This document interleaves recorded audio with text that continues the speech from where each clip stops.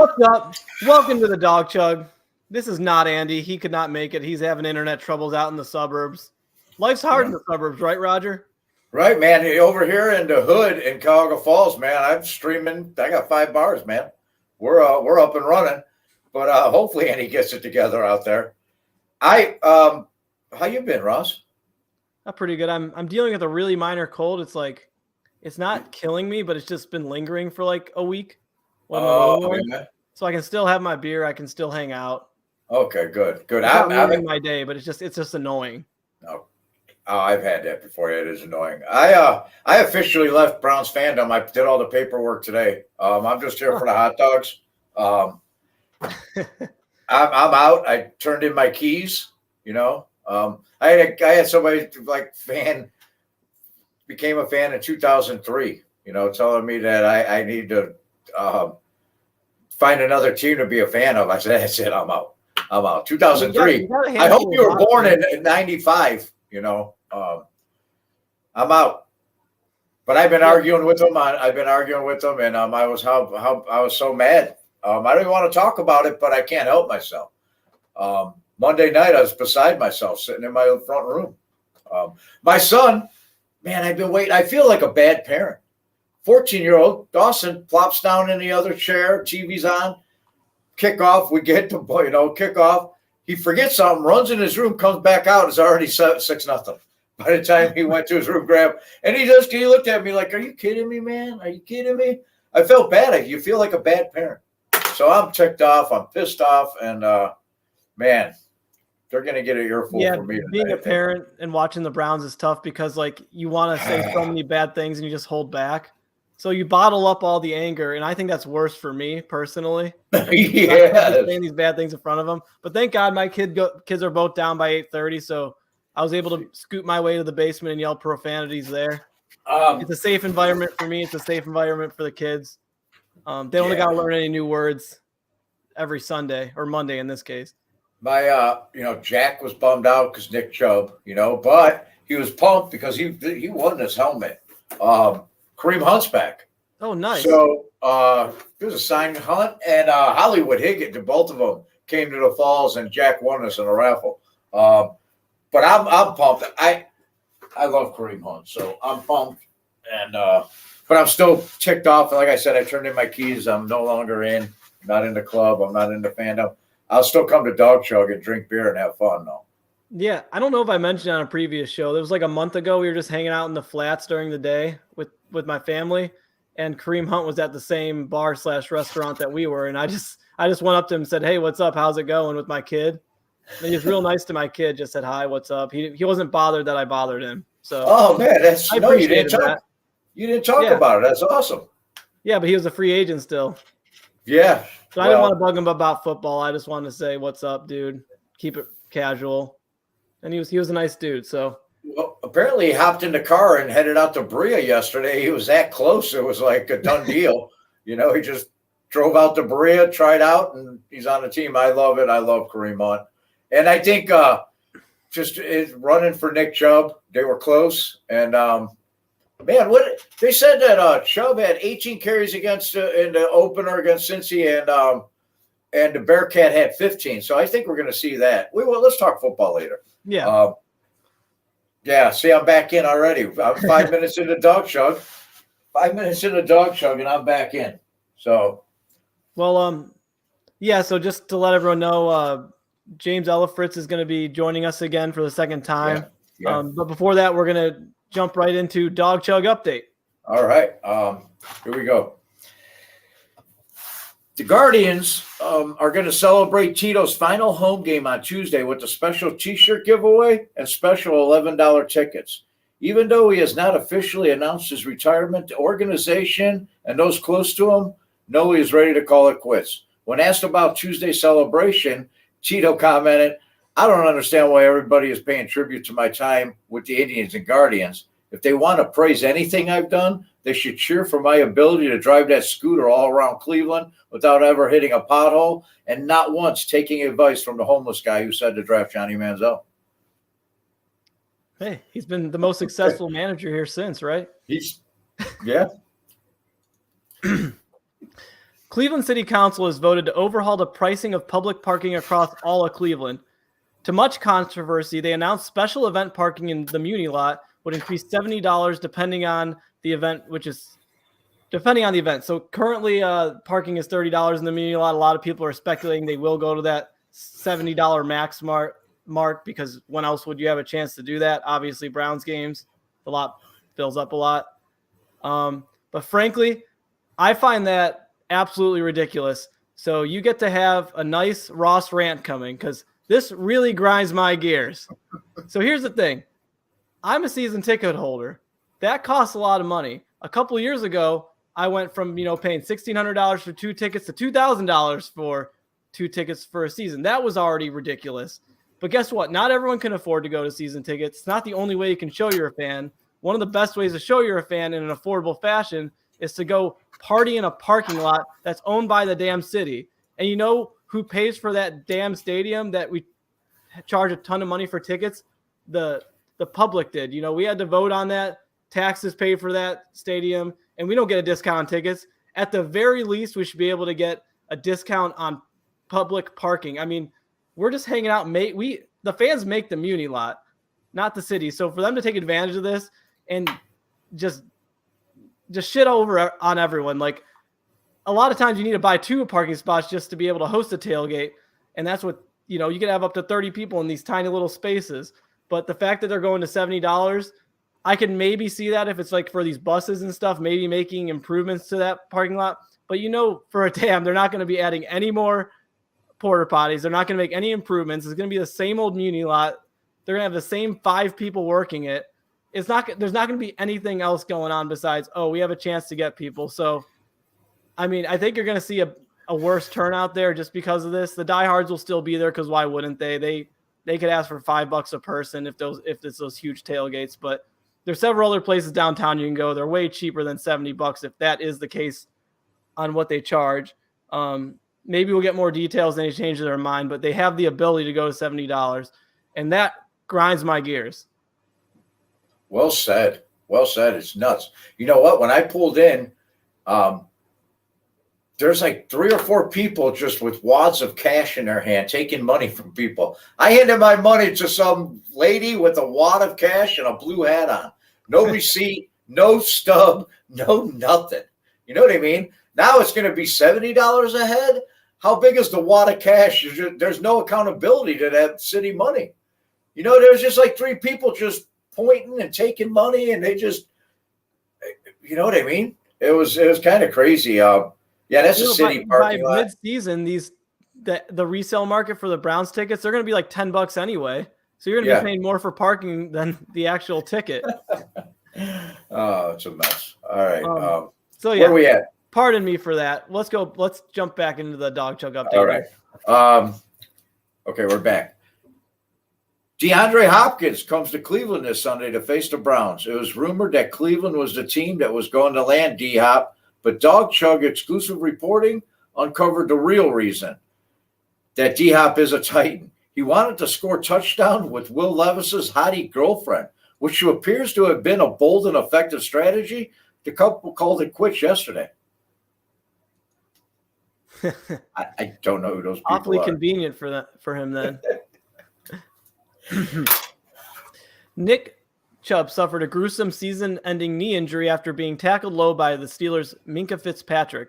Some people are debating if Fitzpatrick hit low intentionally to injure Chubb. After reviewing footage from several games against the Steelers, the Dog Chug has concluded that Minkah was sick of Chubb making him look like a 4th grader learning to tackle, so he proceeded to take his frustration out on Nicholas Jamal Chubb. Exhibit A, right over here. Exhibit B, minutes before he went and tackled him low. Case closed. Case closed. And that concludes Dog Chug update, but we have a very special guest, and it is Ed. Hey, what's up, guys? It's time for Ed's Top 10. And I just want to say, going after the great top 10s of Roger First of Cuyahoga Falls, who I think is the greatest. We got David Letterman's top 10, but I give Roger the top nod. And I just hope that I can come in a close second tonight. So let's see what we can do here. All right. So we got the top 10 signs your free safety is a piece of shit. Cheap shot artist. Number 10. Bit a kid's ear off in a playground pickup game of touch football in the 5th grade. He couldn't even wait till middle school. He did it in the 5th grade. Number 9. He plays for a city that's on the side of a mountain. And it's got 3 rivers that nobody can pronounce their names anyways. It's Monongahela. Monongahela. I can't even say it. Proves a point. I'm not a Pittsburgher. Moving on. Number 8. Has posters of Tanya Harding in his locker. That's Well, you know what? He got sick of Nancy Kerrigan on Disney all the time getting all the spotlight. You know what? Can't blame the brother. Number 7. Has a bumper sticker that states, I'm a POS cheap shot artist, free safety. Well, you know what? You see all the political statements. Everybody hates. At least he's honest with himself. He's honest. Right. I love that. He's honest. Number 6. Wears black and gold. You know, just a giveaway. That's a giveaway. There's enough said. Number 5. Has patented tackle called the blow their knee out because I'm a cheap shot artist POS special. You know what? I'll be honest with you. I don't like the play, but you know what? If the Browns are in it in a playoff push, look, I like when Greg Williams, who was here as defensive coordinator, he was part of Bounty Gate. Wait, you know what? I didn't like it happen to Chubb, but hey, whatever. Stay tough, Browns defense. Number 4, when told Lorena Bobbitt was the dirtiest cheap shot artist POS to ever live. And I do remember the story, and I don't know what kind of dating us, but you know what? If you do know the story, enough said. Number 3, he laughed and said, hold my beer, and blindside roadblocked the best RB in the NFL. He laughed. My bad. I can't even read. Yeah. Trying to fit in here. Number 2, he's a 3-time recipient of the James Harrison POS Cheap Shot Artist Trophy. He plays for a POS coach who tries to trip kick returners on their way to the end zone. And yes, Colt McCoy knows all about that, and the fans know about that as well. And number 1, the number 1 reason, the top 10 reason signs your free safety as a POS cheap shot artist is he's been run over so many times by a great running back. He decides to end his season and possibly career because he's a POS cheap shot artist free safety. And we know his name. There you go. And we saw it on Monday night. And I'm sorry, Browns fans, for it. But we got Jerome Ford. We got Kareem Hunt back. So I did not mean to do that, Ed. it's all right. Usually I get run off. So top 10. That was fantastic. That's a dog chug treatment. But Ed, yeah. you did awesome on that because some of them transferred into the next one. There, did you see that? You know what? You weren't paying. That's good because you read through them. I'll say this, Roger. I will say this because I want to be a close second. You're number 1. David Letterman is number 2. I think I'm number 2 now. But I'll tell you why I'm number 2. It was greatly arranged, just like a song. Roger First and Cuyahoga Falls. You set me up, brother. Thank you for that. That was beautiful. I'm glad you weren't reading off the screen. They got chopped up, and they got chopped. That's fair. They got chopped up. So like part of 4 was in 3, and part of 3 was in 2. You know what? Honestly, I'll be real with you. You know, curtain moving it. There was a time that I kept reading one, and I'm like, isn't it supposed to flip, or the script is it supposed to be the next one, or you kind of rolled up? But hey, I rolled with it. It was good. Me and you were just clowning around it. I'm like, I don't have a top 10. I don't want to write a top 10. I don't give a shit about the Browns. I don't. You know, I tried to write 2, and it was like mean just towards Stefanski, and the other one was Watson. I'm like, nah, this ain't gonna work. And we were screwing around, and we ended up just putting it on the show. I'll tell you what, I want to be honest with I don't think the audience understands. One thing about the Dog Chug is, you know, it's a great show that, you know, brings out personalities and stuff. But there's planning, and, you know, the shenanigans that go on behind podcasts. I know a lot of people out there that have podcasts, you know, you deal with your podcast people and stuff like that. But I'll say one thing special about the Dog Chug, and I think it comes down to Roger, when we bounce stuff off, and even Ross, you know, we bounce stuff off each other. It's what you say you don't want. Like, you'll say, I don't want a story about this and this. And it's like, I automatically know what you want then. It's weird. It's very strange. And it works out for us. So I don't know. That's right. Well, Ed, thanks for hopping back on. We'll probably see you later for Spit Sip Chug. So I named the game. I heard I named the game, but I always get it wrong when I say the name. So I don't know. We don't know. They are statements, not questions. True that. All right. Well, thanks, Ed, for coming on for Dog Chug Update with your own little top 10. But now we're going to bring on James. He's been on the show before. We're glad to have him back, especially in the absence of Andy. So, James, welcome back. Hey, guys. How you doing tonight? Doing good, man. Thank you for coming in, James. What you got, man? What's going on? We're almost 48 hours removed from Monday night's loss. And, it was definitely a tough loss. Every loss in Pittsburgh is a tough loss. I don't know why that stadium is our kryptonite. But we thank God it's only week 2, and we got week 3 to look forward to against Tennessee. And the Kareem Hunt news from today was excellent. I can't think of a better plug and play back for us in this situation, not only from a schematic standpoint, knowing the offense, but just the chemistry in the locker room.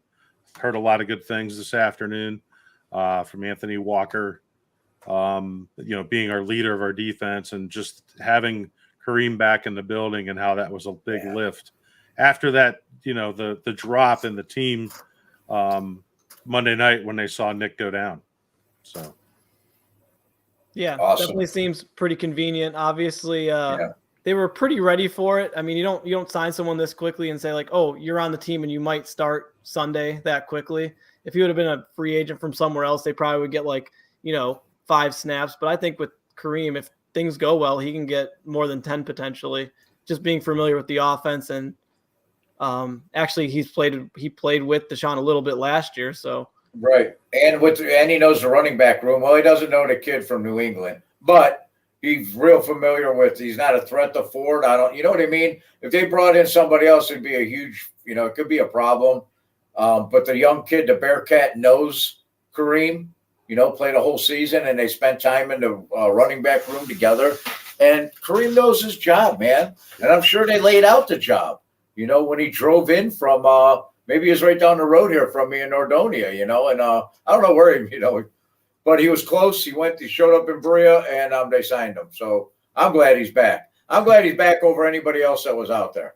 Hey, MC Lawrence says, hope Hunt's comeback is as successful as Ed's.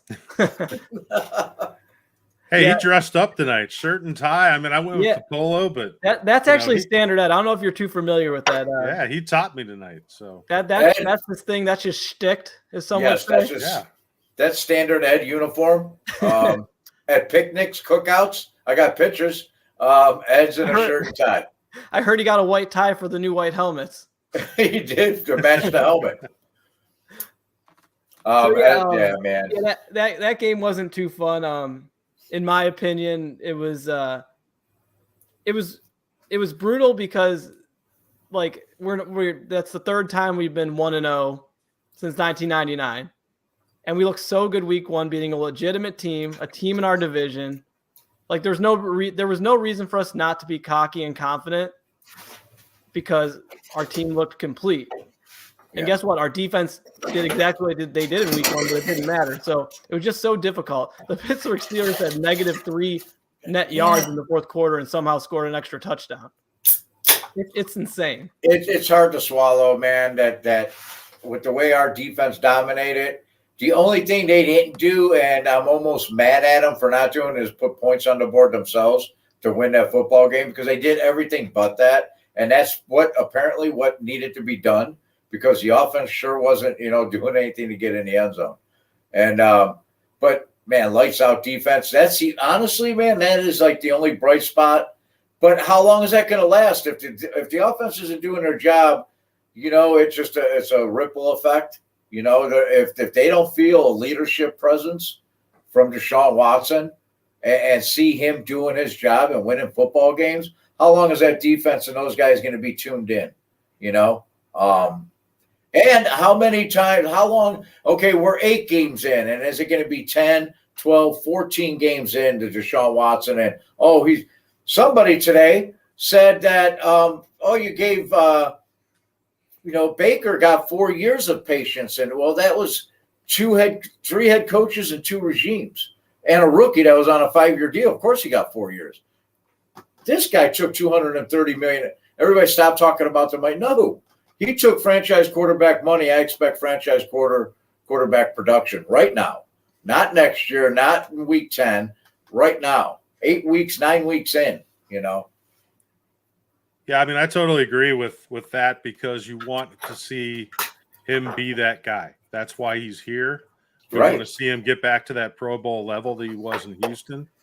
And you want the guys in the huddle, because that's the thing I saw Monday Yeah. I'm thinking if I'm in that huddle and it's crunch time and we got to get the lead back and you're looking across, I want to see guys, if I'm Deshaun Watson, I want to see guys looking at me like I want the ball.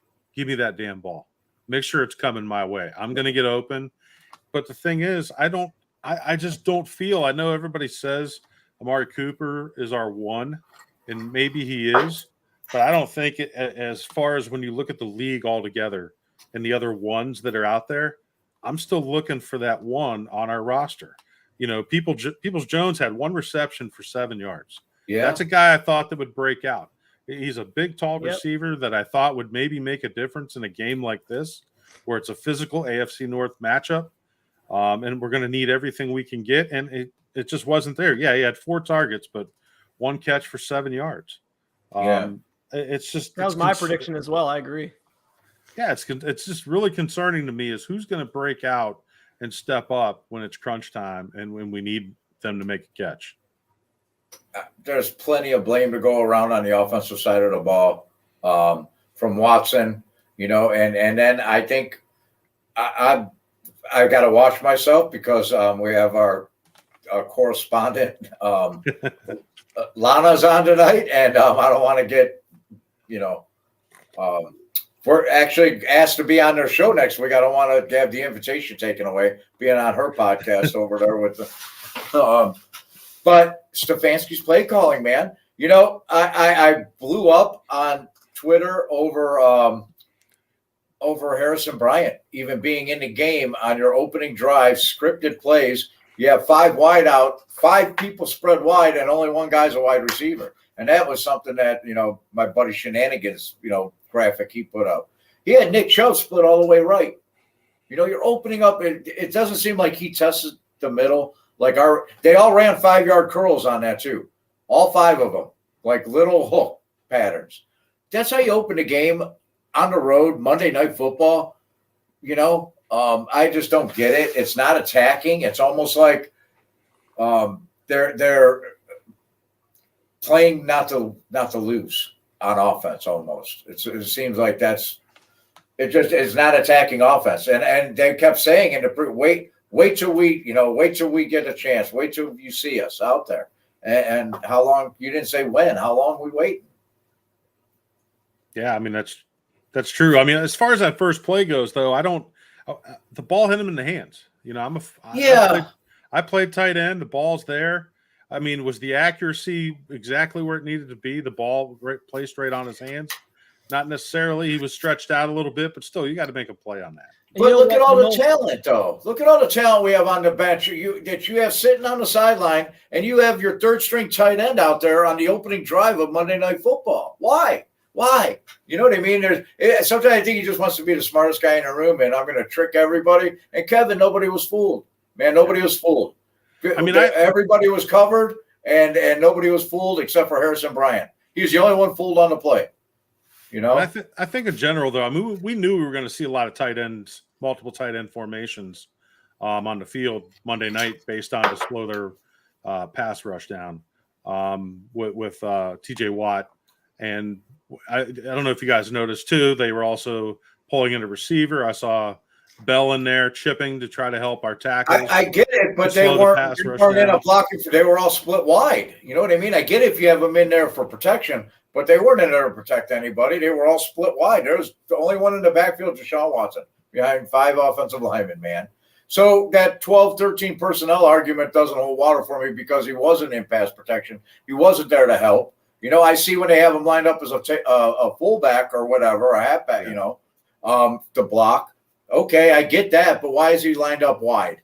You know, why is there only 1 wide receiver on the field for that formation lined up 5 guys wide? When you have all the talent standing on the sideline, the wide receiver room, all of them are standing on the sideline except for Amari Cooper. I just don't get it. Stefanski sometimes tries to outsmart everybody, and he ends up screwing himself.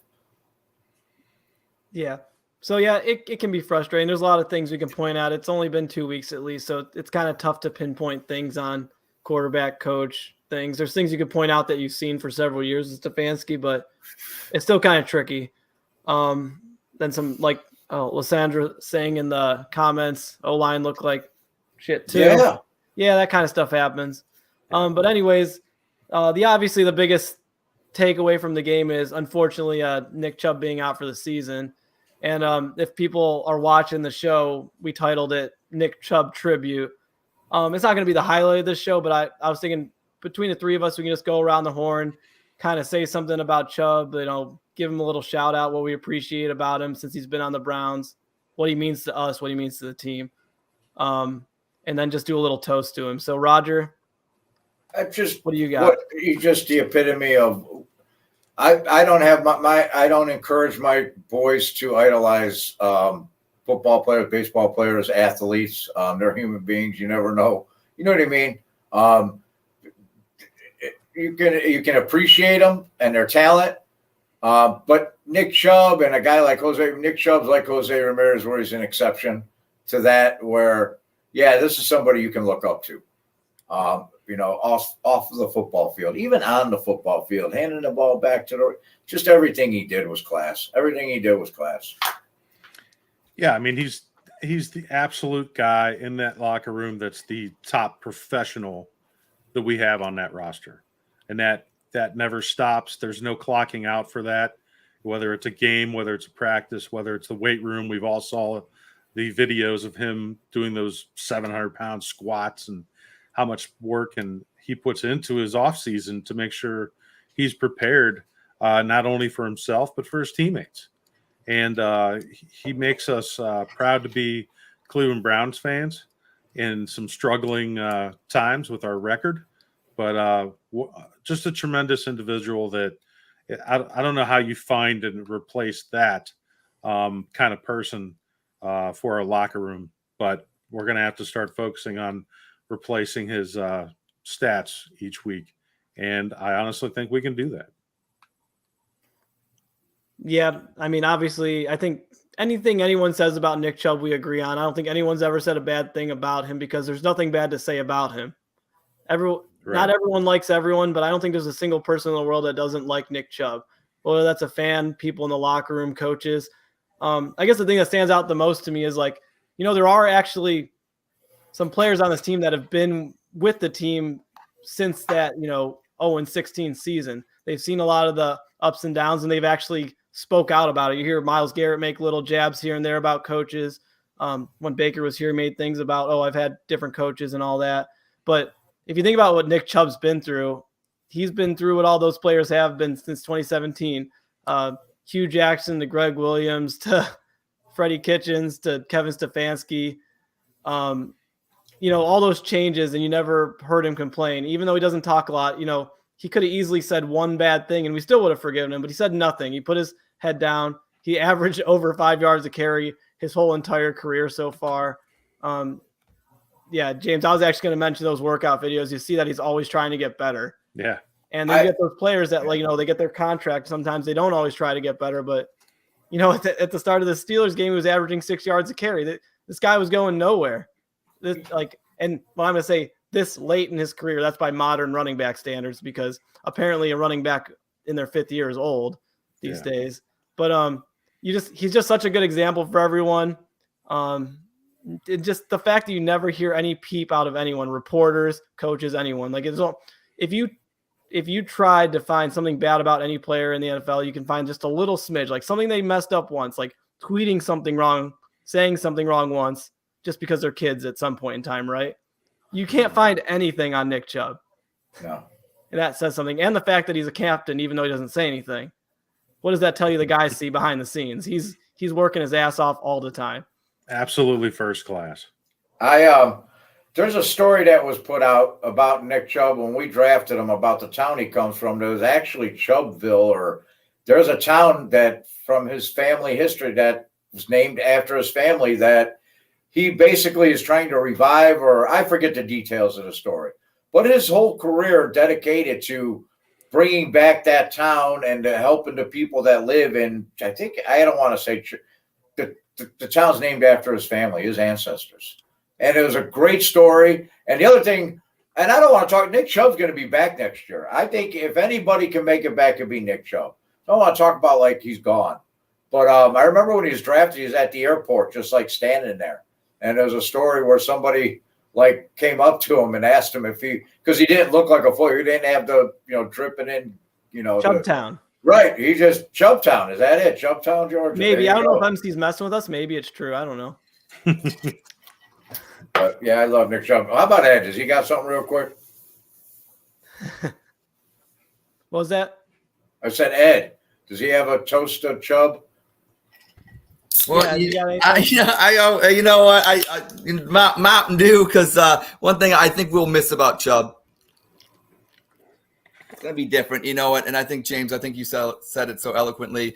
I think we will get the production. I think when it's all said and done with getting Kareem Hunt backing in those third downs, the thing I felt with Ford was, and I think moving forward, was he made that long run. And I think he looks sick. What would he have, over 100 yards or whatever? I think he can be that kind of back. It's how you get the 100 yards. With Chubb, everything's consistent. You're going to get 5 yards, at least a carry. Then in the fourth quarter, those 5 yards and those first downs that on third downs that are tough to get, that the Chubb can get, that's what we're missing. It's the third down efficiency with Chubb is more guaranteed, even though Stefanski doesn't really like him on the field on third down. The reason why is because late in the game he gets those bigger chunks, so it's like 2nd and 2. It's second. It's the distance isn't as big in the fourth quarter with Chubb running, and I don't know if we're going to get that. Wait, kind are of you saying when Nick Chubb runs for 8 yards, it goes from 1st and 10 to 2nd and 2? It makes it so much different in the fourth quarter. Well, yes, of course. That's the obviously statement, and thanks Ross for pointing out the math is accurate, and I am accurate. Maybe I'm redundant, but I am accurate. But it's the whole what it does for the team. It's a lot easier for Deshaun Watson to maybe, I don't know, do a play action pass. That's the one thing making the offense. I'll say one thing about Stefanski, and I know this is about Nick Chubb, so I'm going to chug for Chubb one more time, but we'll get into Stefanski. And I don't want to take it from our Stefanski girl that's going to break it down and give it. But yeah, I'm going to have a lot to say about that. But the toast is to Nick Chubb, and it's because of the third down efficiency in the fourth quarter that I think the Browns fans and all of us will miss. So, all right. Thanks. Yeah. You brought me in. You wanted me to rant. I ran it. No, that's good. That was a great rant. I loved it. Okay. I got lost a little bit. That's fine. So that always brings it home. Yeah, like Ed was pointing to, in all of our little banter back and forth, there were a handful of Stefanski comments that, Roger made, but across the internet, there seems to be people that are really going after Stefanski. So we're going to bring on Lana, Kevin Stefanski's biggest fan. I mean, it's only her Twitter handle after all, Stefanski girl. No, it's not because she's actually like his wife or anything. She's just not yet, Ross. Okay, see, I think that sums it up. Yeah. So what's going on? Does he need a hug? Hug this guy, something. Because what's going on? I don't know. I agree with you though, Roger. I will say, because I didn't like that first drive either. I don't think anybody did, and I kind of sat back like, what's happening? So I wasn't happy about that either. But what drives me crazy is that every time there's a bad game, that's immediately where everybody goes. And I understand, I'm no dummy over here to know he's the head coach and that's, where people are going to think and you're going to take him off first. But watching that game, I don't know about you all, but I was pointing my fingers at Deshaun Watson more than anybody. Absolutely. More than anybody. Yeah. Watson was awful. He was just downright awful. Awful. I'm more confused with Stefanski and more just disgusted with Watson or upset and just whatever with Watson. But Stefanski, I'm just confused. I think I go from game to game and I think, okay, like watching the Bengals game, I thought, okay, he's in the groove this year. We're doing good. And then watching him Monday night, I'm like, Brian, should he turn that over to somebody else? My noob. There's no point in that. What do you think? Force of nature. We're going outside. Oh, whoa. See, you said you understood where people were coming from, but when they say stuff like that. We're not calling him names, though. Okay, so my question for you, Lana, or I'll call you Stefanski girl in this situation because you're defending him. What do you recommend that Kevin Stefanski starts doing in his press conferences to win over fans? Obviously, he won over you with his looks. But what could he do? Right. Just something he could do in his press conference to win over just a couple fans.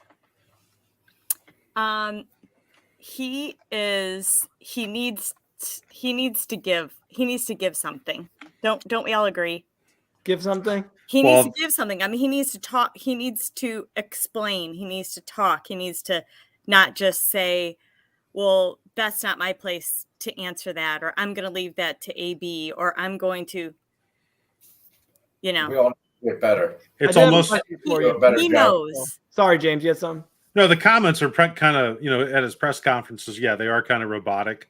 Yeah. He does keep things close to his sleeve. It's a little bit Bill Belichickian, if that's a word. We need to be better. We need to be better. Right, Yeah. Now, are you, Stefanski girl, are you concerned at all that he's actually not a real human and he might be like AI? What was that show, Westworld? Was that what it was called? No. On HBO, where everyone was robots but no one knew it. Yes. Yeah. So are you worried he's just like a super like programmed robot, like Dee Podesta and Andrew Barry are just like, here's our guy. We're gonna make him extra handsome so that the women aren't gonna want him fired. Right. No, having met him in person, I saw some emotion, so he's very much alive. No concerns that he is artificial intelligence or a robot or anything. Correct. Maybe that's the concern when he's having bad play calls. Maybe the algorithm was screwed up. It's not his fault. Yeah. And I think the other thing too is if people get so upset that he's not going to freak out. He's not Jim Schwartz. He's just not Jim Schwartz. He's not going to have that emotional reaction. He's never going to be that way. That's just not his makeup, but I think the fans want to see that, and it's just never going to happen. Yeah. At least I will say the nice thing about him, he's consistent and he doesn't throw anyone under the bus. He's had so many chances to, like, when all that Baker news was coming out about Baker wanting out, like, he just kept his mouth shut. Mm-hmm. And I mean, he's doing what a coach does and he's consistent. So at least yeah. If something were to be different, maybe we would be more concerned. If he started being adamant, he's like, wait, something bad's going on. Because we're all superstitious about the Browns in general. Yeah, for sure. So, yeah, thanks for the feedback on him and making your case, I guess. You kind of sympathize with some of the haters a little bit there. I was a little surprised. So you might have to make up for that on your Twitter or something. Just so he doesn't hear that. I was not having it yesterday. I was going for I was taking people out yesterday. I saw some of them, and I gave it a day before I tore in this, Kevin. I didn't want to. Thank you, Roger. Tell us about your guys' show. Give us an update on what's going on with you and Lysandra and Vet. What's going on? Tell us about the show. We are, our podcast, our Squad Pod, is every other Tuesday at 8. So we'll be on next Tuesday through the YouTube. Going live. We're just going live. We're not recording. We're going to just go live.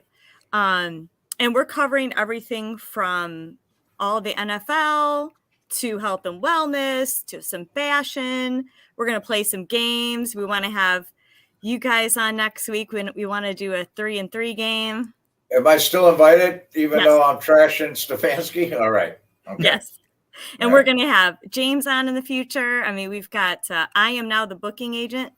So anybody who wants to come on as a guest, we'll probably have Ed on at some point if he wants to. I don't want to volunteer him, but. Oh, Ed, you kidding me? It was like 9:15. I was like, Ed, you want to do top 10 and come on and be on the show with us? Andy, you don't have any internet. He's like, he had his tie on before he texted me back. So, yeah, Ed'll be there. You don't have to worry about that. Right. All right. Well, we're going to move into everyone's favorite game on the Dog Chug, and that is Spit, Sip, Chug. We're going to bring Ed back on. Of course. So, yeah, we got quite a crew here, but James will probably recall, but I'll explain to everyone who is potentially new watching. It's the start of Brown season, so of course we get a lot of new viewers. Yeah. We really appreciate that. Obviously, if you're watching on YouTube on the Network 216 YouTube channel. Subscribe to that. Helps us out. We have lots of Browns content on here. We're kind of what we like to say is you go to the Dog Chug to lose brain cells, and all the other shows on Network 216, you gain them back. So if you want to hear smart stuff, go to all the other shows. If you want to have fun, drink beer, have a good time, and like our guests, like James, do bring some smart commentary. Right, well, but the rest of us are kind of like making it up on the spot. Right. We bring guys like James in to Yeah, make us look like we know what we're Balance talking it about. out. Right. But anyways, so spit, sip, chug. Ross, before you actually, tell everybody the how this game goes, Yeah. can you just give a history? I forget history doesn't. Yes, I forgot. Yes, In yes. the early days of Dog Chug, there wasn't a big format, and they needed a little spark. So then there was this guy, Ed in Columbus, who jumped onto the scene and told the creator, Andy Manchin, the beer chugger, hey, I got an idea. Spit, sip, chug. That would be a great idea. So you know what you do? We make a statement. If you disagree with it, you spit. Like if you strongly disagree, you can do a really big spit, like Hockaloogie. If you're neutral or your name is Roger, you sip because you don't like making strong opinions. And if you definitely agree and you just want to get drunk, chug, or highly caffeinated. I'm going to run a marathon. Hydrated. Hydrated. So, yeah, spit, sip, chug, pretty straightforward. And it is a statement, not a question. Andy's not here. He's usually messing that up. But I feel like this game's going to be better tonight for some reason. Do you want to hear the real history of it now? Oh, Andy and I were putting the dog show together, and we're trying to think of segments. And I had my stupid prank calls, and Andy, we had a thing where, and I said, we need something that's a good, bad, and ugly about what happened over sports. Yes, Roger's right. And Ed took good, bad, but we didn't want to call it the good, bad, and the ugly. That's Roger's and Ed came up with spit, sip, chug. Yes, that's the history of spit, sip, chug. I was there. You know what? It's for me. It's sometimes being called a liar. I'm going to say. And Ed was my first prop, and I asked his permission to use him, and it was Godzilla. I got him right over there, Ed. I got Edzilla. That is 100% the truth, Roger. I didn't even remember the details as much as that, but you're in my head. Awesome. Yes, that is a true history of spit, sip, chug. All right. Well, we will jump into it. I will repeat the statement when Roger comes back. He's probably grabbing a beer. That's usually what he's doing. Getting accidentally drunk during the dog chug. That's his specialty. It's back. Godzilla Roger. That's me. That's me on there. Edzilla. Meet him. That's funny. All right. Well, we're going to start with the first statement. And I'll be the first one to I'll make my statement. And we'll start with sock puppets? Yeah. Grant Delpit will earn NFL All-Defensive First Team honors this season. So so it's only been 2 weeks. His score on PFF between those two games is over 90, which is kind of absurd. Like getting over 90 is like that's first team all defense. I'm gonna be optimistic because even though the Browns tried putting a dagger in all our hearts, I'm very optimistic about the defense.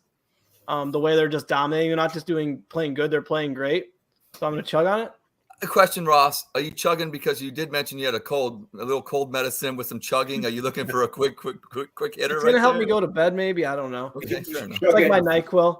NyQuil, yeah. I'm chugging on it. I think, the secondary is only going to benefit from this D-line bringing so much pressure. If you see those clips of Myles Garrett yesterday, like if it wouldn't have been Kenny Pickett getting rid of the ball so quick, there could have been 3 sacks. But he was, for a second-year quarterback, Pickett was smart enough to get rid of it fast, but getting rid of it fast also resulted in interceptions. So the secondary is only going to benefit. And for his position as safety, he's going to be that guy that swoops in for the ball a lot of times and then make some of those big hits. So, yeah, I'm chugging. Roger? Which one are we on? The Grant Delpit? Yeah. The one you can read. What does PFF stand for again? Pro Football Focus. Okay. Oh my. Prefers French fries. All joking aside, I was so excited when we drafted Grant Delpit. When I played football, I was a safety. I love that. It's my favorite position on the field. And once we drafted him, of course, I didn't know much about him. I'd see parts of it, on the championship team, but I'd go back and watch tape, and he just reminded me of like I want to say Clarence Scott.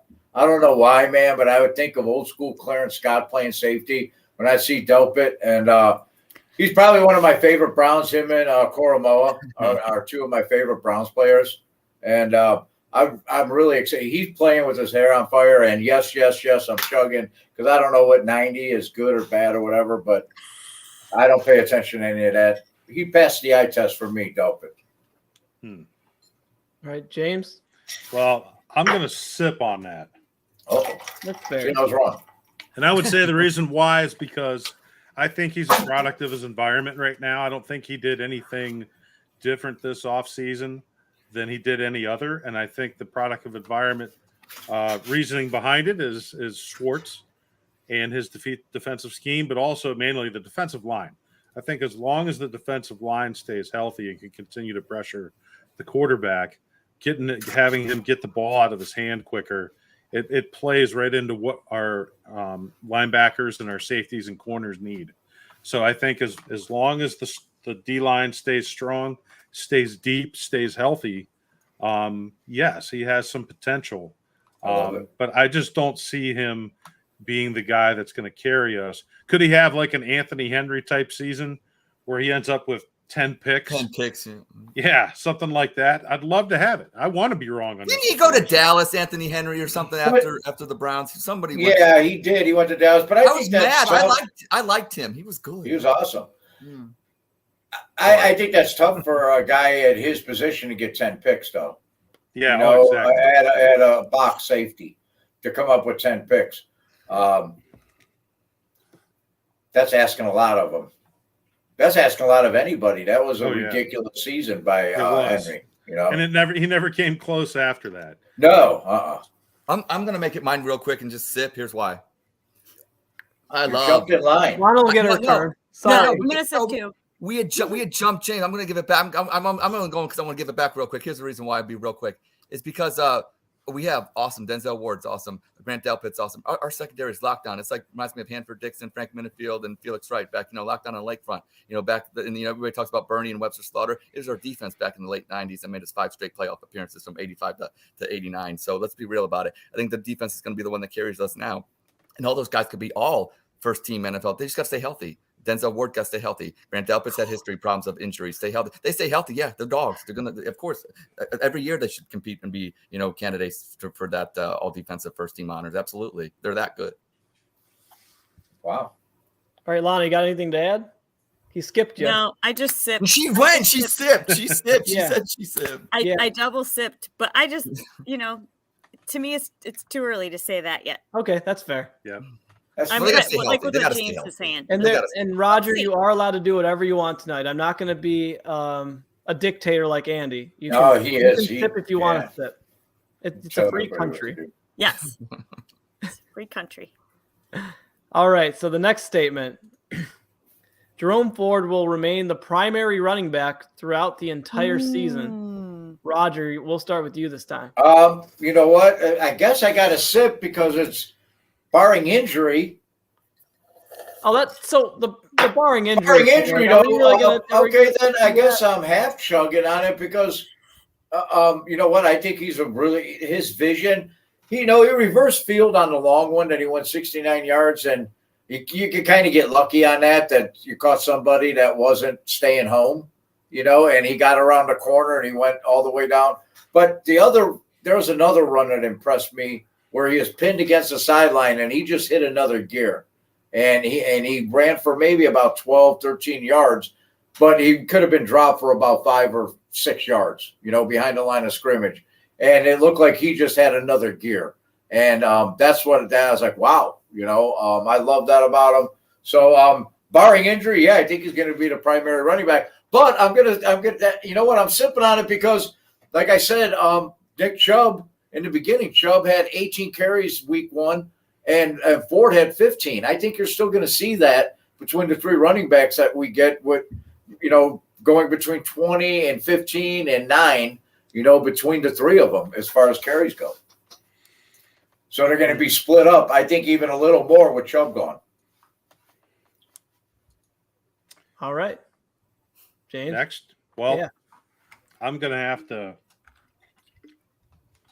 spit on that one because Mary Kay Cabot asked Coach Stefanski in one of his electric press conferences today. He mentioned she asked him about how Kareem would fit into that role to help support Ford as the lead back, and he kind of backpedaled on that a little bit. He said he felt that it was a little bit too early to make a statement on that. So, in my opinion, I think Kareem's going to move into into that Really? one role and Jerome. Now, will they maybe split a little bit more? We'll find out, but I still think Kareem has the confidence of that offense, the offensive line, and the locker room. But Ford did have a great night. He had a great night Monday. Mm-hmm. So he was at 16 carries, 106 yards, 6.6 average. Mm-hmm. His long was 69 yards. So I'm not taking anything away from him. But like we talked about, it's early in the season yet. So depending on how if we win, when we do win against Tennessee, let's see how productive he is with having Hunt now behind him and him being the lead back. How is he going to carry that kind of responsibility with the team? So Brian, good call. Yeah, Brian saying that I saw that too, that Kareem Hunt come in shape. He lost 10 pounds. Mm-hmm. Yeah, maybe Hunt, just running for his buddy and running with vengeance. I think you're going to take the hot hand. There's even games where Chubb was healthy, and Kevin Stefanski went with the hot hand with Kareem over Chubb in a couple games 2 years ago. So I think it's going to be, a hot hand type situation. Who's really moving the football, and that's who they're going to run with. I'm sorry, Lana. Go ahead. We keep cutting you off. We're going to be in the doghouse. No. I'm sipping on that because I do too. I think it's gonna end up, but by the end, it's gonna show shared between Ford and Hunt. I think it'll be because Kevin's already going back and forth. Because yesterday it was nope, Ford's our guy. He's our primary guy, and now he's backpedaling a little bit. So I think it's gonna end up being almost a shared thing. He's a little wishy-washy. You got to watch that Stefanski character. On the fence a lot. I'm gonna sip, and here's why.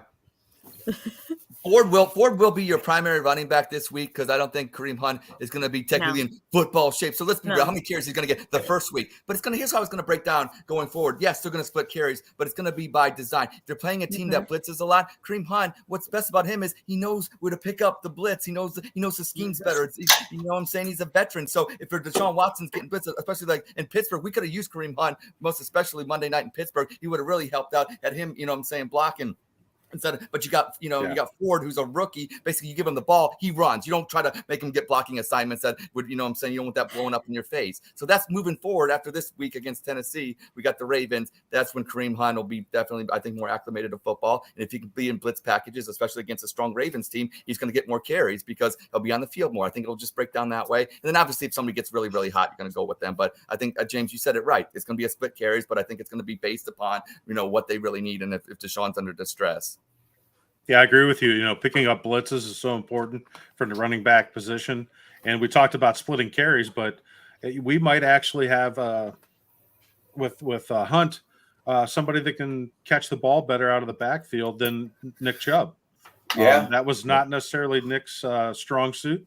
I think he did an admirable job, but I think Hunt's the better pass catcher out of the backfield. Definitely. Mm-hmm. Yeah, look what he did in Kansas City out of the backfield catching passes. I mean, it's not, he can do that. That's Yeah, and Hunt's not afraid to take on linebackers. He's right. He'll take the ball right over the middle and take on linebackers. That's what he's a bulldozer. He's a wrecking ball is what he is. I love him, man.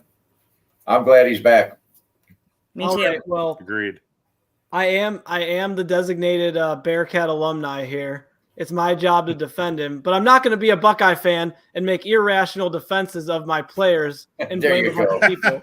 I see what's going on with Justin Fields right now, and everyone's saying he's in a bad situation. It's not his fault. Ross, what? I'm an Ohio State alum, so I can say this as a graduate of the Ohio State University. I'm going to say this real loud and real clear to Buckeye Nation right now. First off, beat Notre Dame. Second off, Justin Fields blows. Okay, thank you. So I'm not going to be, I guess, the average fan where they're already ready to bring out the well situation. I'm going to be neutral. I'm going to use my eyes that I've seen. I'm going to use a sip on this for Jerome Ford.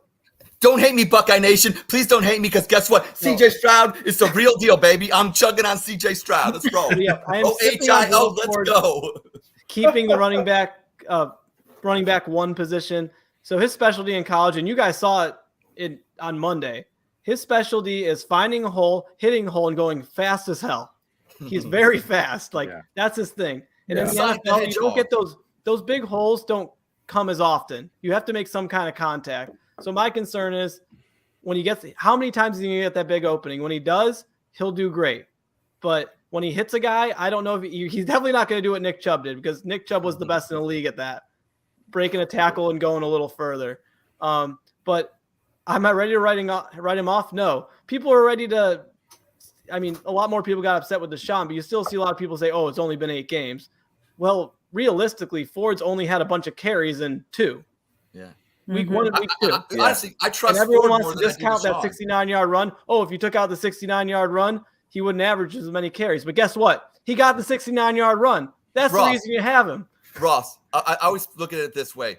Ford's only played in 2 games? I trust Ford more than I do Deshaun. And who in Cleveland can say that? Let's be real. If you honestly can say you trust Deshaun Watson more than Ford, even though Ford, I trust Ford more to get at least 100 yards if properly. And he's going to get his production. Is Deshaun going to consistently produce production? And that's been the knock on him. He's been up and down, up and down. You see what he can do, but he's got to do it. It's time to do it now. So it's a sip for me. Yeah, there's going to be several scenarios where Hunt's the better guy to use. And I'm not denying that whatsoever. I mean, I like Ford's run on Monday night, but because he made something out of nothing on that cutback. What I don't want to see him do is fall in love with that kind of a run. Exactly, thinking he can get away with it every time. That's almost that's a college type run where you just get speed to the outside. It's not always going to be there. You usually shouldn't get around that edge like that. No. Yeah. So we were fortunate. Yeah, we're very, very fortunate. But you know what? And in his defense, too, though, on the other side, Nick Chubb came in and was given a handoff, took it to the house, and he was put back on the bench until John Dorsey finally traded Carlos Hyde, and Nick Chubb took over full time, where he had a couple long pops where kind of looked like, you know what I mean? He just found a hole and broke loose and, took off to the house. So I kind of thought of that when I saw him, take a round in and just make a smart play. His vision, to see it and not to hesitate and put his foot in the ground and go, So I did like that about it. But you're right. You can't make a living in the NFL because, somebody should have been home protecting the backside on that. And he caught somebody, not doing their job. And he got around the end on that. Roger, I saw what you did there, Michigan. No offense to Carlos Hyde, Ohio State, one of Ohio State's finest. He was at the end of his career, okay, when he was in the Cleveland Browns uniform. So don't hate Mr. Hyde as much as what I'm saying. I saw what you did. Dude. All right. So we're going to move on to statement number 3. And that's actually going to pertain to the game this weekend. Deshaun Watson will throw for more yards than Ryan Tannehill this Sunday. James, we'll start with you on this one. I'll chug for that one. A little hydration on a school night. Sorry. I wish I had a Great Lakes Oktoberfest. Solid. Stick with my German heritage. But we're going to go with water now. But I'm going to chug on that one because one of our defense, but also 2, Deshaun needs that bounce back game. Some of those passes down the sidelines were very concerning to me, where he couldn't stick it on somebody's hands without throwing the ball out of bounds. So he could have. The fans in the stands had a better chance of catching. That's right. The front, I mean, who knew that when you got front row seats, you might have a chance to better get them hands ready. Get a reception and get in the box score for the night. No, but I think he will have a better bounce back game. I want to see Njoku. If you're one of the top tight ends in the league, then I want to see you want that ball, and I want to see your stats climb. And I don't think we'll have to keep as many tight ends in the block for our tackles. Hopefully, please. And he fumbled too. I mean, don't forget Njoku fumbled too. You know what though? That play when they showed that up close, they showed that replay. I got to give credit to that guy how he punched it out. I know Njoku, he's halfway down to the ground. He's halfway down. And he's got a small spot to get in there and punch that ball out. And when he punched it out, I just had to tip my hat to him. It was a great play. It really. I encourage everybody go back and watch that play because as much as people get mad about Njoku fumbling, I almost don't blame him in that situation. It was a perfect play. He didn't see it at all. The guy came up from behind, and he had a good grip. I think he had the ball close to his body. He just he got that. It was a perfect play by that defender. Yep, I agree. All right, Lana. I'm gonna sip.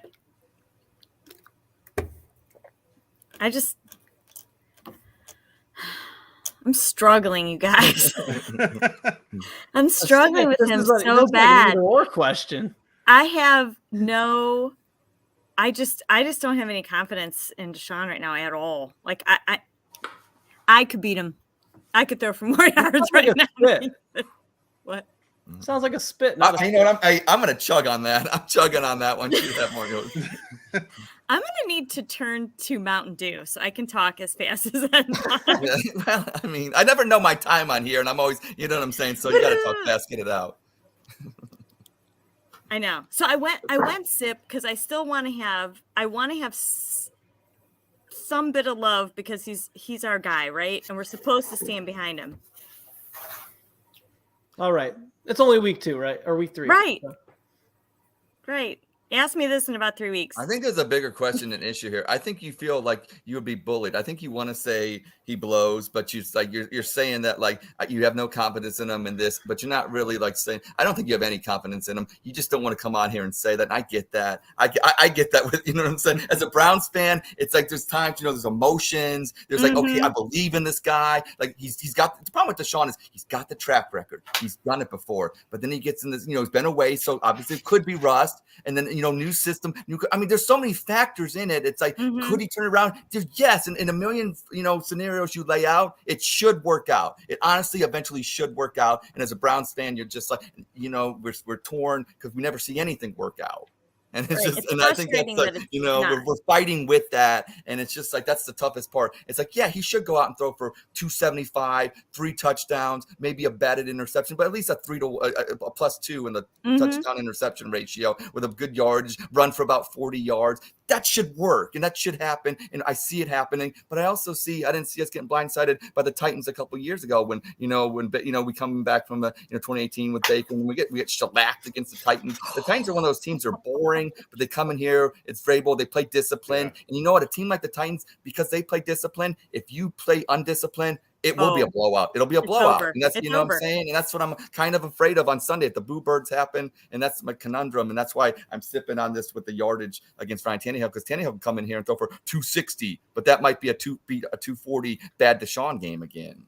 Yeah, we need Deshaun's accuracy to be high. I don't want to see him throwing towards the Titans sideline and accidentally reconnect with DeAndre Hopkins. Yeah, you were supposed to sign with us. And right. Yeah, I'm gonna make a statement that doesn't require Ed to sip or chug because he does not need any more caffeine. No. Fair enough. So on this one, I am going to spit.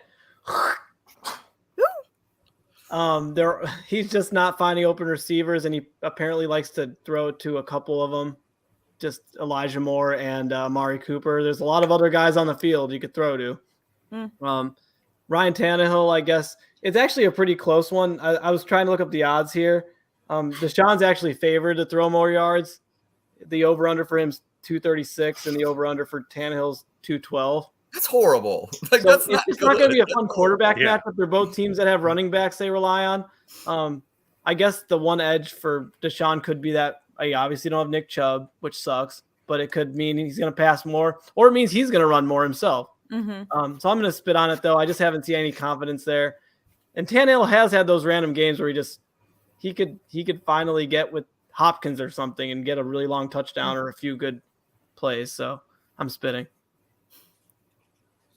Well, with our D-line, maybe he won't finish the game.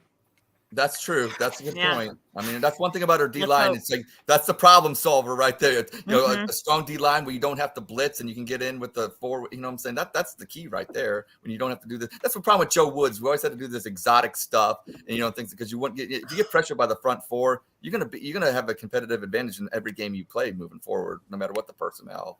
And I think Deshaun's overdue to complete that one long pass coming up this weekend, and then probably maybe some yards after the catch from Kareem Hunt.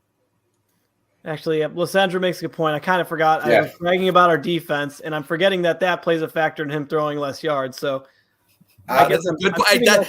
She's not wrong. She's not wrong. I actually applauded our defense, and now I'm technically doubting them, but I guess I'm just doubting Deshaun a little more. It's kind of weird. It's a weird place to be in. I'd be impressed if Deshaun Watson throws the water bottle back to the kid that brings it out to him at a fucking timeout. I'd be impressed with that. I have no faith in him whatsoever.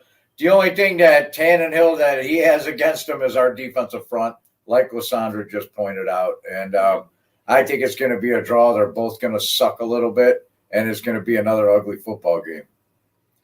Hey, I just want to say, if I put out a tweet or an X that says our D Hop is better than yours, please, I'm time stamping it at 11:08. I may not get to it till tomorrow, and it's cheesy and it's my pun, so lay off that one, please. All right. I make it too light. I make it too like light for you.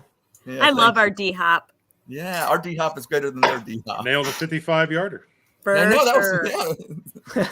For sure better. All right, so the final spit sip chug. This will be the last one before this podcast wraps up, and it's actually going to be Guardians/Indians, and I'm using /Indians because Terry Francona was the manager for both names, so it's fair to say that. So Terry Francona will go down as the greatest manager in Indians/Guardians history. Cool. I guess. Where are we? Don't at? start with me. Yeah, Lana. You start with me. I may go 3 minutes. This one you can go, Ed. It's near and dear you to go. my heart. All right. 3 minutes. I might mute you, but I'll give you two. Give me 2.5. Okay. Give him 2. Here's the reason why. He probably is. I'm going to say 51%, 49%. It's only gone up because I saw what he's did lately last year, in particular. That actually put last year's team, the 92 win team, winning this as the Guardians, put him over.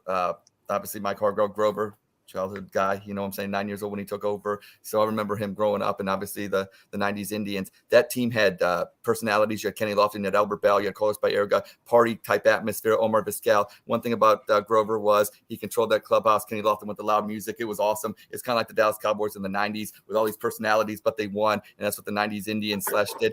You know what? 2 outs away from the World Series in 97 broke my heart. 17 years old, never forget. Obviously, 2016, very heartbreaking as well. So you got those parallels there. But I got to give it to Francona, even though the 95 team, I think, one of the best teams ever in baseball. I'm gonna put them in top 5. Put the 27 Yankees at number 1, but that 95 Indians team, and you know what? That's Grover's creation. John Hart, got to give shouts out to the GM. So, but I am chugging that Francona by 51%. You are the greatest manager in Indians/Guardians history. Have the best, retirement. I know you're probably going to do some Fox analyst or something, whatever like that. Oh my God. I swear to God, that was not what I thought you just said.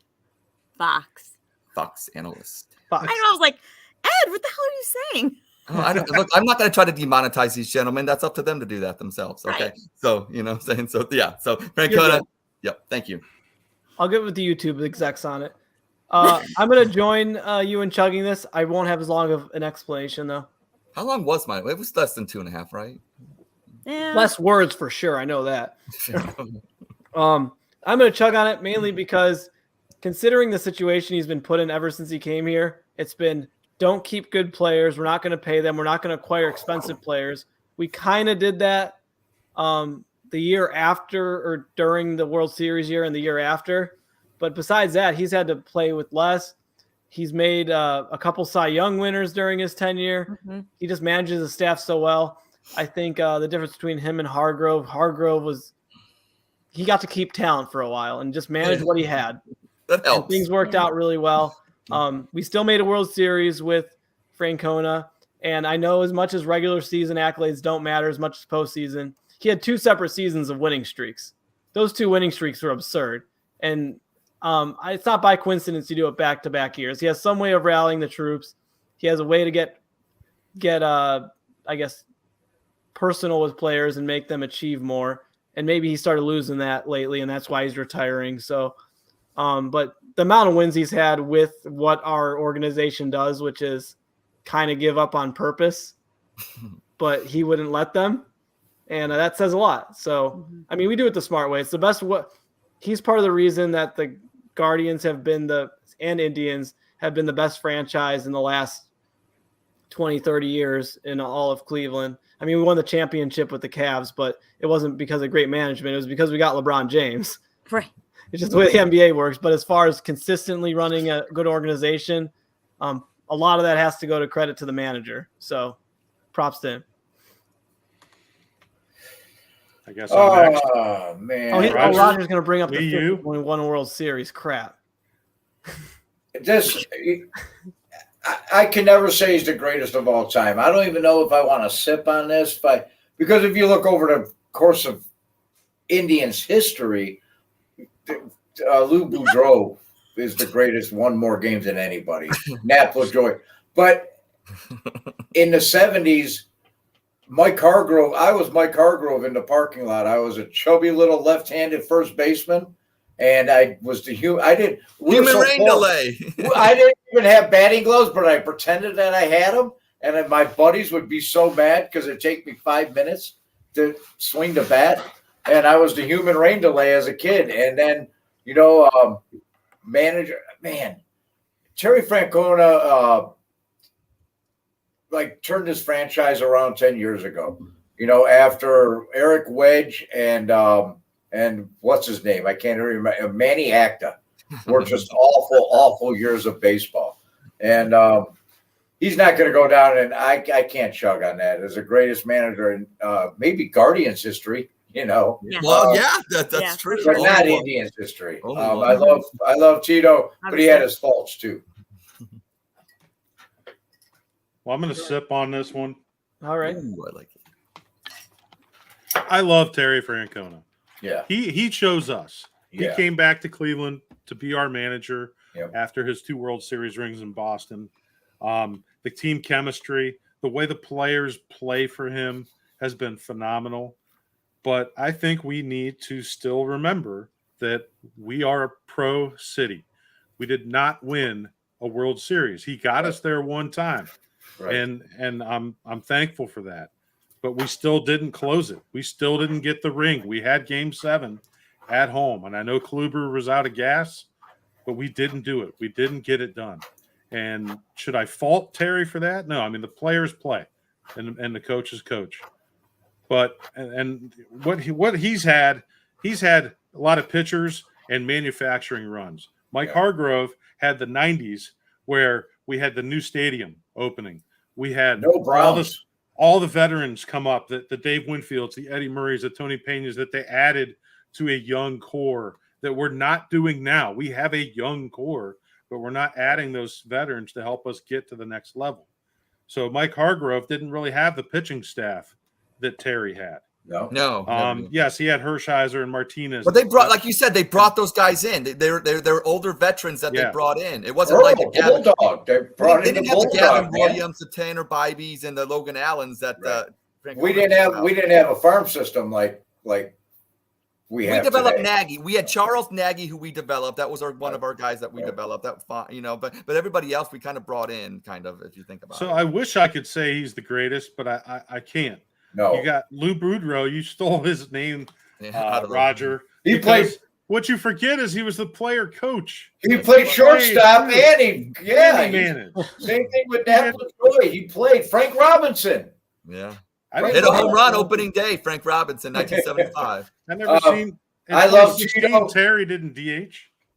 But you know what? And I'll double. Never mind 2016. You go to 2017 when we won 22 games in a row, and it came time to make your playoff roster, and you didn't put Yandy Diaz on that roster. You didn't put Gino Urshela on that roster. Instead, he put Chisenhall, Kipnis, and Michael Brantley, and all 3 of them didn't even get a rehab assignment. They all come off the IR with no rehab assignment because minor league baseball is over. You can't put major leaguers on a playoff minor league roster. So he put them in. They hadn't seen major league pitching in over a month, and he put them on the roster. I think that team that won 22 in a row, if he takes that team into the playoffs that was hot, we have a better chance of winning a World Series in 2017 than we did in 2016. But he didn't take the 3 hottest bats that he had on that roster. He took 3 guys that were on the IR because of his overwhelming love for veterans and his, you know what I mean? You go back to the World Series in 2016, Jose Ramirez played left field all year. Uribe played third base, and you're in the 10th inning. You got Jose 25 feet off the third base line, not protecting against a double. It was a bad managerial call. He pulled a Stefanski on that one. Our baseball, Roger's our baseball guy. So I love Terry Francona, but he had his faults, and no, he's not the greatest man. I'm going to chug for Roger. Ross, I came up with sip, spit, chug. Lana, I need your opinion. Roger just went into what I would call receipts. He brought up 2017. He went back to. He brought up specific situational things that make him very upset at Terry Francona. Sins of Francona. I think a bit should be Rogers receipts, and you think of a topic, and he's got receipts, man. He's got receipts for everything. I keep baseball receipts. That was like a royalty CBS. free, or do we owe you commissions every time? I know. Rogers like July 6th, 1895. Yeah, like damn. Yeah, you came up with Ross the sock boss too. Yeah, I just think Rogers receipts, and he just busts out these. And you give him a topic, and man, he's got it, man. I'm telling you, the kids are like, "Whoa, it's like CBS." It was partly cloudy that day, and the traffic was heavy. Yeah, right. I'm a bitter old fucking man. Flat tire. Damn. All right, I just had to just throw that. You know what I'm saying? It's just inspiration. Well, this actually concludes Dog Chug for today. I should probably get that. We got to do our picks, don't we? But yeah, we're gonna go by that today because it's Andy's money, and I feel bad. Oh. His son makes a pick. We got to get Baby Manch making one of the picks, and we don't got that right now. Oh. So I think what we can do to make up for that, I will DM the crew here to get their one NFL or one college game with point spreads. Pick your team, plus or minus side, whatever you want, and we'll put that in a parlay together. Andy will get the pick from Baby Manch, and we'll tweet it out. We'll say what that is. Well, I want to change money. Yeah. So the beauty of that pick is if we win this 5-leg parlay, I'll forfeit myself out of that. No, me and Ed are going to pick together. Oh, that's cute. I just want to know for the audience sake, James, you are the special guest. Big game, Ohio State, Notre Dame. I want your take on that one. As a Buckeye fan, I got to know your take. Just make me feel good. But just pull the Band-Aid off. Pull the Band-Aid so we get killed. It is so hard for me to pick because I love both programs. In high school, my coaches were huge Notre Dame fans. We ran double tight end sets, wishbone, all that good stuff. Lou Holtz, baby. So I've been to South Bend, been to Columbus. Gosh, it's one of those. It's tough to watch for me. Okay. All right. So I know you're Ohio State. I am, but I want to know the truth. Kyle McCord, if he's trash, he's trash. We're gonna find out. I do think we're gonna find out. Just tell me it's gonna be close. It's gonna be close. I think it's gonna be close. Just say 3-point game. You want my take? I know your take, Roger. I know Roger's take. Yeah, you come on to my Cleveland sports podcast and bring some Ohio State news in here. What the hell? Right. This is a Michigan Bearcat podcast. I got to be cheesy. This is number 6 at number 9, 69. Hey, now. Go Bucks. I'll take Notre Dame by 3. Yeah, it's a good. As long as it's a good game, I think I can live with it. This concludes the Dog Chug today. Thanks for coming on, James, as the featured guest. Lana, Ed, for contributing as always. And let's just get a Go Browns. Go Browns. Go Browns. Go Browns. Go Brownies.